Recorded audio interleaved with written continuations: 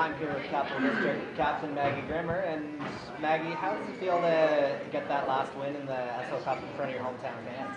Oh, it's amazing. The team played really well. We went out and did everything we had to do to get that win, and great to get it in the last game. A little emotional, sorry.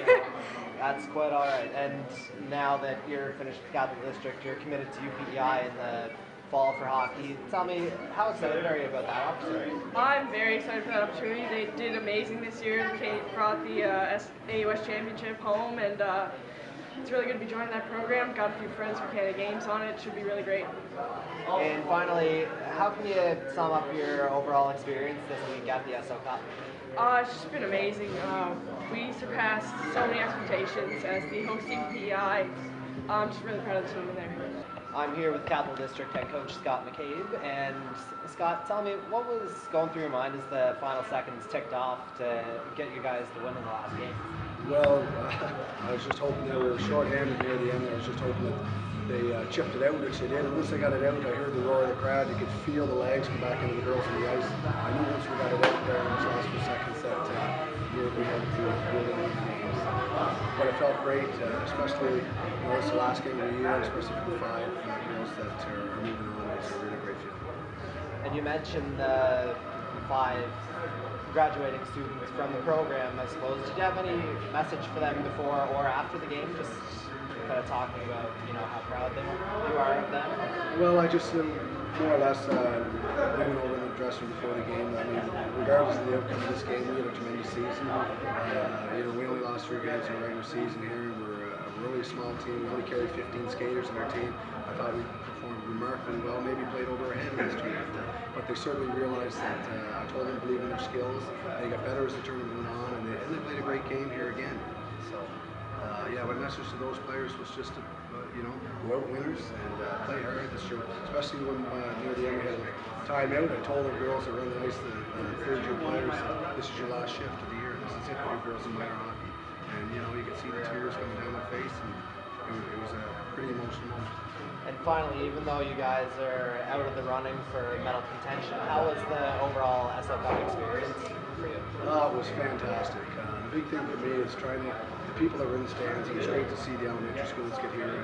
We're trying to promote female hockey here in Winnipeg, and they certainly did a great job here at Hockey Canada, the organizing committee, and we're hoping our numbers go up because of this. This is certainly a tremendous experience. Je suis en compagnie d'Annie-Pierre Harvey, gardienne de but pour les Rebelles de Saguenay. Annie-Pierre, quel match? Honnêtement, 3-2, ça aurait pu aller d'un côté comme de l'autre. Par contre, 37 arrêts pour toi, 40 lancés. Très bon match. Oui, j'ai essayé de faire du mieux que je pouvais. Est-ce que vous êtes déçu? Parce que je pense que vous pouvez sortir la tête haute là, du tournoi. Si on regarde votre victoire en fusillade contre le Thunder, aujourd'hui, je veux dire, un mauvais bon ou un bon qui vous favorise, en fait, ça aurait pu être une toute autre histoire. C'est sûr qu'on va revenir au Saguenay-Lac-Saint-Jean de la tête haute, mais on est un peu déçus de finir en 6e place. Comment ça s'est passé pour toi, la Coupe SO?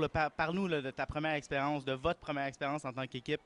Bon, sincèrement, on n'y croyait pas parce que nous, notre objectif, c'était la Coupe Dodge. Fait qu'on était juste aux anges d'être là. Puis en fait, là, pour les prochaines années à venir, vous allez savoir à quoi vous en tenir là, si vous retournez à la Coupe SO. Vous avez pris de l'expérience? S'il faut qu'on y retourne pour certaines, parce que moi, j'y retourne pas, mais il faut qu'on y retourne, on va le savoir. Je suis en compagnie de Marc Saint-Jean, entraîneur-chef des Rebelles du Saguenay-Lac-Saint-Jean. Marc, honnêtement, je pense que vous pouvez être fier de votre troupe aujourd'hui. Une défaite de 3-2, mais ça aurait pu aller d'un côté comme de l'autre. En fin de match, vous avez presque capitalisé. Ah oui, c'est sûr que mes filles n'ont pas encore lâché. C'est notre caractéristique, nous autres, de notre saison, qu'en fin de match, on ne lâche jamais. Mes filles ont encore travaillé fort. On perdait 3-1. On était revenu à 3-2. On y croyait. Puis il ne manquait pas grand-chose pour compter un but égalisateur. Là, en fait, là, vous avez une coupe Dodge, vous avez une expérience à la Coupe SO. Je pense que ça va être, à long terme, là, ça va être extrêmement payant là, pour vos joueurs. Ah oui, c'est sûr, là, pour le développement du hockey féminin au Saguenay-Lac-Saint-Jean, ça va être excellent. Nous, on pratiquait 1 fois par semaine, des fois 2 fois par semaine. On joue contre des machines qui sont en sport-études. Donc, même avec un peu de pratique comme ça, je pense que pour le développement au Saguenay-Lac-Saint-Jean, là, le hockey féminin, là, avec les Rebelles, on va être sur la map, ça va encourager des jeunes là, à poursuivre au hockey. Vous allez être de retour l'année prochaine en tant qu'entraîneur-chef des Rebelles? Non, moi, c'était ma dernière saison là, avec les Rebelles comme entraîneur-chef. Ça fait que je finis quand même là, sur une belle note, puis je suis très fier de mes filles.